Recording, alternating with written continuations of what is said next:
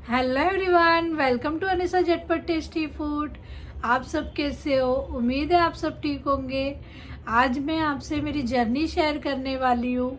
बहुत से लोगों को नहीं पता है, तो इस वजह से जर्नी शेयर करूँगी। मेरा नाम अनिसा अंसारी है और मैं बॉम्बे में रहती हूँ। मेरे 4 बच्चे हैं, 3 बेटी है और 1 बेटा है और मैं नानी भी बन चुकी हूँ। बहुत से लोगों को पता है कि मैं नानी बन चुकी हूँ।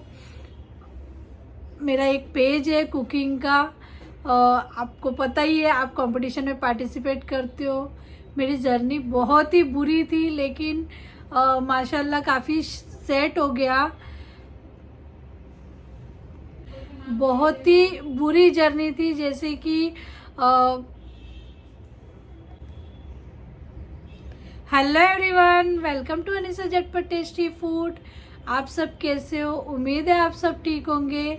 आज मैं आपसे मेरी जर्नी शेयर करने वाली हूँ। मेरा नाम अनिसा अंसारी है और मैं बॉम्बे से हूँ। मैं एक बिजनेस वूमन हूँ। मेरे 4 बच्चे हैं, 3 बेटी है और 1 बेटा है। बहुत से लोग पहचानते भी है। और जर्नी तो बहुत ही बुरी थी, लेकिन ऊपर वाले के रहमो करम से आज बहुत सेट है सब कुछ। बुरी ऐसे थी कि हम लोग ने बहुत स्ट्रगल किया है। स्ट्रगल इतना किया है कि अल्लाह ताला किसी को भी ऐसा स्ट्रगल नहीं करना पड़े। जैसे कि क्या, हम लोगों ने बहुत ज़्यादा स्ट्रगल किया। स्ट्रगल ऐसा कि हमारी कंडीशन बहुत ज़्यादा ख़राब थी। किसी की भी कंडीशन इतनी ख़राब नहीं होनी चाहिए जितनी कंडीशन हमारी ख़राब थी। हमारा घर ऐसा था कि दरवाज़ा कोई धक्का मारेगा तो भी खुल जाएगा।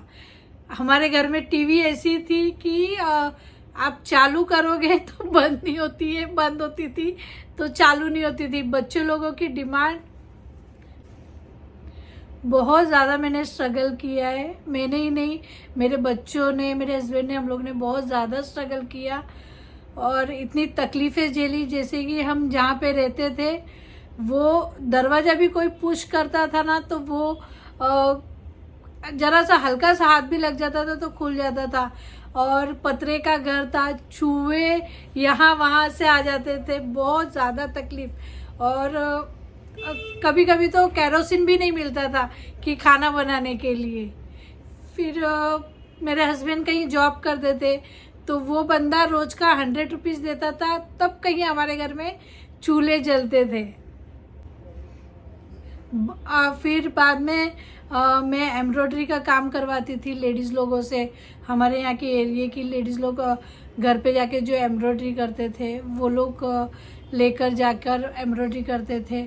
और 2 पैसा बचे करके हम भी घर में बैठ के एम्ब्रॉयडरी करते थे कि 2 पैसा बच जाए। वो भी किया। फिर मेरी बेटी होने वाली थी, तब मेरे हस्बैंड के पास इतना भी पैसा नहीं था कि मेरे हस्बैंड मुझे देखने आए हॉस्पिटल। हमारे रिलेटिव तो बहुत थे, लेकिन किसी ने हाथ आगे नहीं बढ़ाया, ना किसी ने सपोर्ट किया। हॉस्पिटल में एडमिट हुई तो कोई हमारी पड़ोसी थी, वो मेरे हस्बैंड को लेकर आई मुझे देखने के लिए।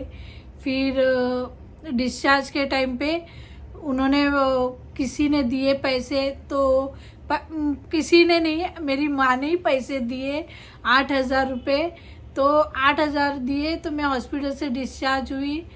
फिर डिस्चार्ज होने के 15 दिन के बाद मेरी माँ इतना सुनाती थी, मतलब बोलते ना, इतनी तकलीफ़ें निकाली है हम लोगों ने कि वो तक सुनाती थी कि बच्चा पैदा किया तो तुम लोगों ने मेहरबानी किया क्या, हमारे पैसे लिए हुए, हमारे पैसे नहीं दिए तुम लोगों ने।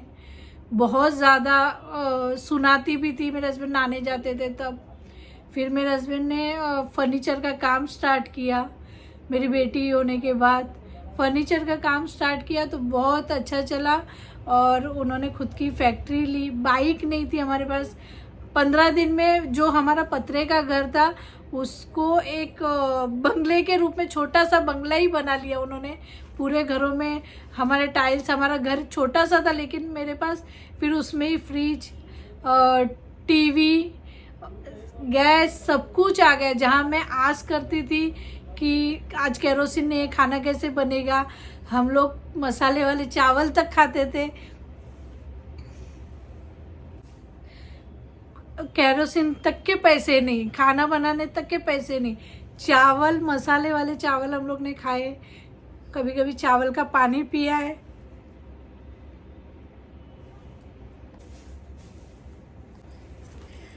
फिर एक दिन मेरी बड़ी बेटी बीमार पड़ी तो भी किसी ने सपोर्ट नहीं किया हम लोग को। फिर मेरे हस्बैंड का बिजनेस अच्छा चलने लगा, उन्होंने फैक्ट्री ली। बहुत ज़्यादा जो भी रिश्तेदार थे जो दूर थे जिन्हें हमारे बच्चे कितने हैं क्या है वो तक जानने में इंटरेस्ट नहीं था, लेकिन आज हमारे पास सब कुछ होते हुए सब रिश्तेदार भी सब आ गए। सभी लोग हमें मतलब अभी सभी को पता है कि इकबाल कौन है, अनिशा कौन है। पैसे आए तो सारे रिश्तेदार खड़े हो गए। एक टाइम ऐसा था कि मेरी बड़ी बेटी को बहुत ज़्यादा उसकी तबीयत ख़राब हो गई, तो मेरे पास इतना भी पैसा नहीं था कि मैं उसको हॉस्पिटल लेके जा सकूं या बीएमसी में भी हॉस्पिटल में दिखा सकूं।